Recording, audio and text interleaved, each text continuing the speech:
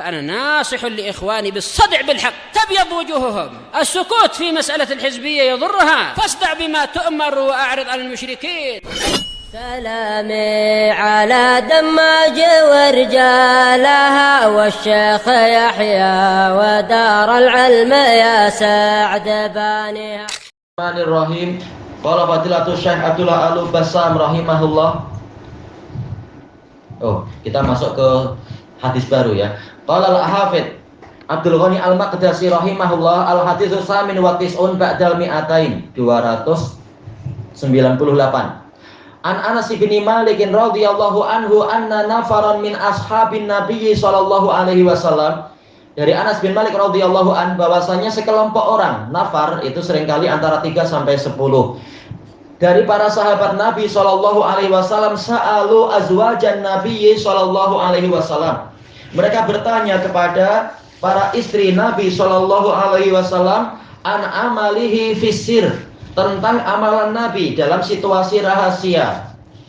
Baik, jelas untuk perkara-perkara yang tersembunyi di dalam rumah, yang paling tahu tentunya orang rumah. Sebagaimana kata pepatah Arab, apa itu namanya ya? Ahlu Makkah adra bi syi'abiha. Penduduk Makkah lebih tahu tentang celah-celah di antara gunung di Makkah. Baik.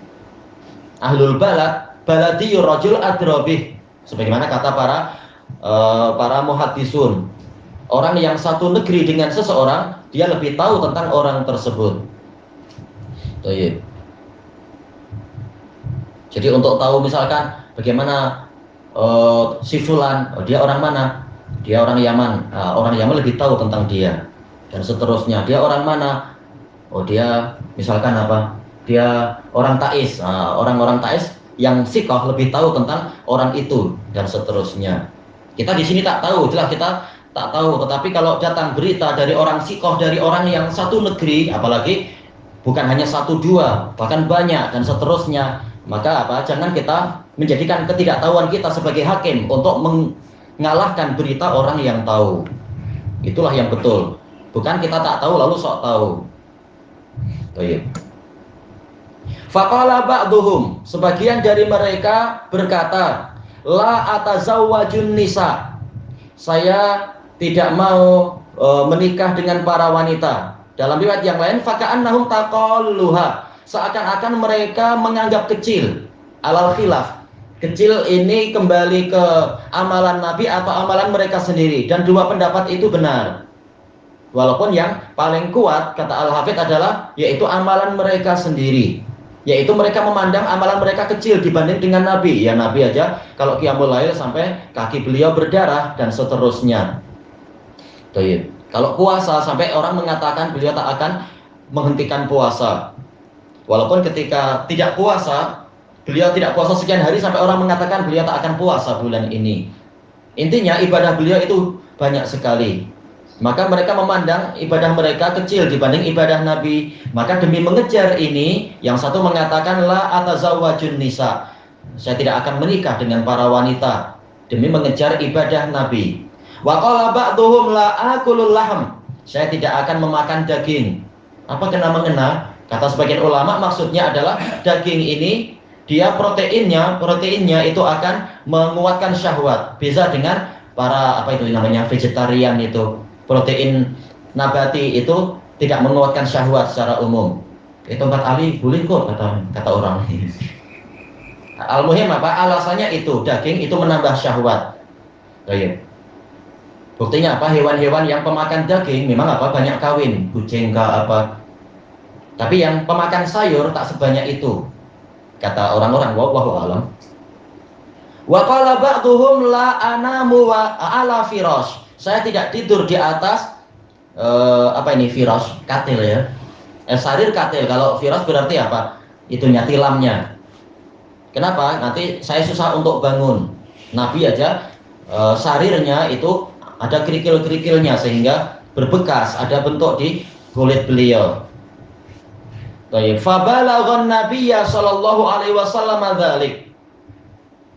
Dan dalam riwayat yang lain yaitu saya akan selalu usolli wala aftur, saya akan sholat dan tidak berhenti. Yang lain mengatakan asumu wala uftir. Saya akan terus berpuasa dan tidak menghentikan puasa. Maksudnya setiap hari saya akan puasa.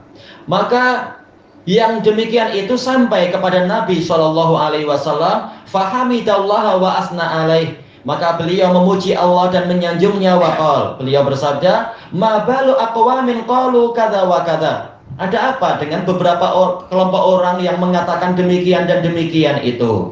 Walakinni usolli wa anam. Akan tetapi saya sholat, tapi saya juga tidur. Wa asumu wa uftir. Saya puasa, saya juga tidak berpuasa. Ada hari-hari saya tidak berpuasa. Wa atazawwajun nisa, dan saya juga menikah dengan para wanita. Tapi kami tidak sekuat Anda wahai Rasulullah. Makanya Rasulullah ibadah sehebat itu dengan kekuatan yang besar, 30 kali kekuatan lelaki dewasa, kata Anas dalam hadis yang di Sahih Musnad itu. Makanya ibadah beliau banyak, nikmat banyak, syukurnya diperbanyak. Nah, kita sesuai kemampuan, syukurnya kurang sebenarnya. Baik, faman raghiba an sunnati falaysa minni. Inilah sunnah secara global yang tadi diperinci, begini. Secara globalnya, barang siapa membenci sunnahku, maka dia bukan termasuk dari golonganku.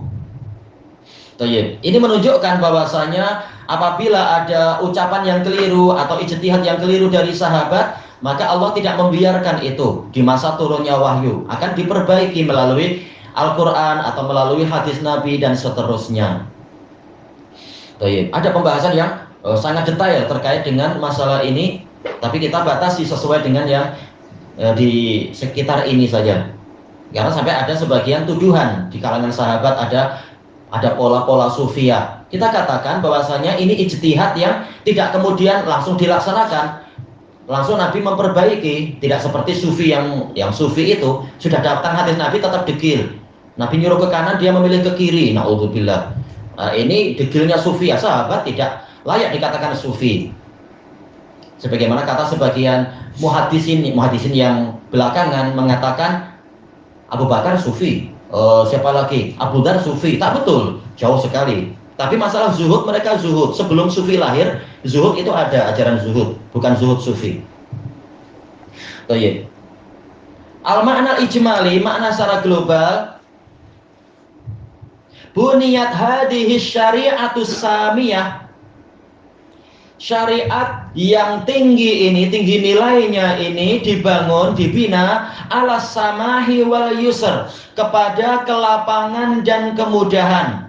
Iya, bukan berupa aghlal. Kalau aghlal itu syariat di zaman Bani Israel penuh dengan belenggu, karena mereka sendiri yang selalu menyakiti para nabi, maka mereka pun dibelenggu oleh Allah dengan beban yang berat. Tapi syariat ini dibangun di atas kelapangan dan keringanan.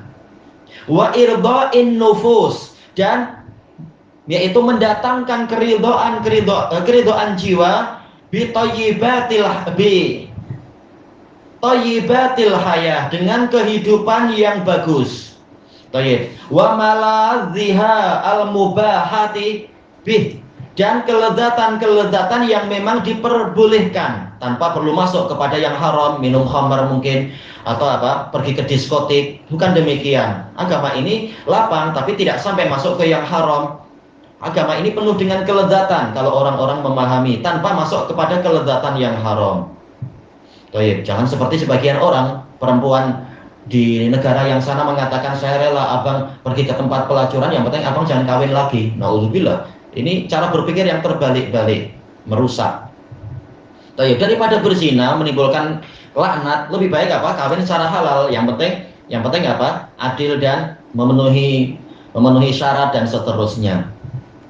Baik, demikian pula khamar, tak perlu sampai berledah-ledah dengan minum khamar. Banyak itu minuman sedap-sedap, tinggal beli di kulblok wakaka, itu pun sedap. Tak perlu sampai masuk ke yang mabuk-mabuk atau apa itu. Baik, kalau kita ingin berlapang-lapang sekali-sekala, ada jalan ke lapangan, tak perlu sampai masuk ke perkara yang menghancurkan akal atau kehormatan. Wa karihaha, bahasanya gitu ya, kariha. Ini maktuf kemana ya? Irda'in nufus wa karhiha lil anati wasyiddati wal masyaqqati 'alan nafas, dan syariat ini membenci, yaitu dibangun di atas kebencian pada kesulitan. Allah Ta'ala tidak ingin menyulitkan para hamba. Wasyiddah, kesukaran. Wal masyaqqah, hampir sama ya, kepayahan terhadap jiwa. Wahirmaniha min khairati hadhihi dunya. Syariat membenci untuk menghalangi jiwa dari kebaikan-kebaikan dunia. Tidak seperti sebagian agama yang mengharamkan laki-laki kawin dengan perempuan atau perempuan kawin dengan laki-laki, mengharamkan makan daging, bahkan mengharamkan untuk makan daging lembu. Nah, syariat tidak seperti itu. Walidha fa inna nafaron min ashabin nabiyyi sallallahu alaihi wasallam, maka dari itu, maka sesungguhnya ada sekelompok orang dari sahabat Nabi sallallahu alaihi wasallam, hamalahum hubbul khairi warraghbati fi ila ayyadhabu. Kecintaan mereka pada kebaikan dan minat mereka pada kebaikan menyebabkan mereka pergi ke keluarga Nabi, fayas'alu an amalin Nabi sallallahu alaihi wasallam. Lalu mereka menanyakan tentang amalan Nabi sallallahu alaihi wasallam. Memang mereka ingin melaksanakan sunnah Nabi, bukan malah menjauh dari sunnah Nabi. Mereka ingin tahu, menunjukkan memang perlu ilmu dalam menjalankan sunnah. Maka mereka tanya pada istri Nabi, contoh Nabi bagaimana? Fisirril ladzi la yattali'u alaihi ghairu azwajih, tentang amalan Nabi secara rahasia yang tidak diketahui oleh siapapun selain istri-istri Nabi. Mungkin di luar nampak biasa, tapi di dalam dia punya amalan-amalan ibadah yang khusus misalkan, yang orang tidak tahu.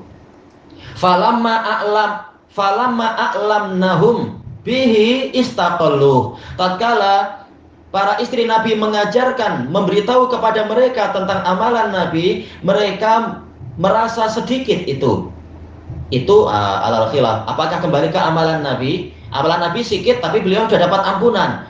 Nah, kita lebih layak untuk memang banyak ibadah karena kita belum dijamin pengampunan. Yang lain mengatakan yaitu amalan mereka yang sedikit dibanding dengan amalan Nabi, maka mereka wajib bersungguh-sungguh untuk mengejar. Wadzalika min nasyatihim alal khair. Mereka merasa sedikit karena itu disebabkan karena nasyat, yaitu semangat atau rajin itu ya. Semangat mereka kepada kebaikan, wa jaddihim fih, dan kesungguhan mereka pada kebaikan. Jadi niatnya baik. Tapi kalau niat baik dan tidak ikut sunnah Nabi, memang akan memesong dari sunnah Nabi nantinya. Baik.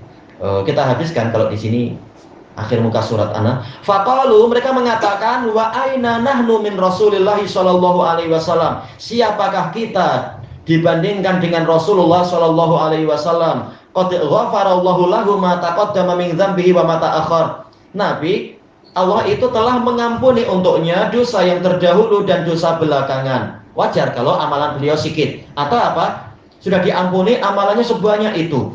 Gimana kita? Fahuwa fi dhannihim ghairu muhtajin ila ijtihadi fil ibadah. Ini akhirnya beliau merujukkan pendapat pertama ya. Maka Nabi menurut persangkaan mereka karena sudah diampuni tidak perlu untuk bersungguh-sungguh dalam ibadah. Beliau memilih pendapat pertama. Intinya para sahabat ingin ibadah lebih karena keadaan mereka tidak seperti Nabi.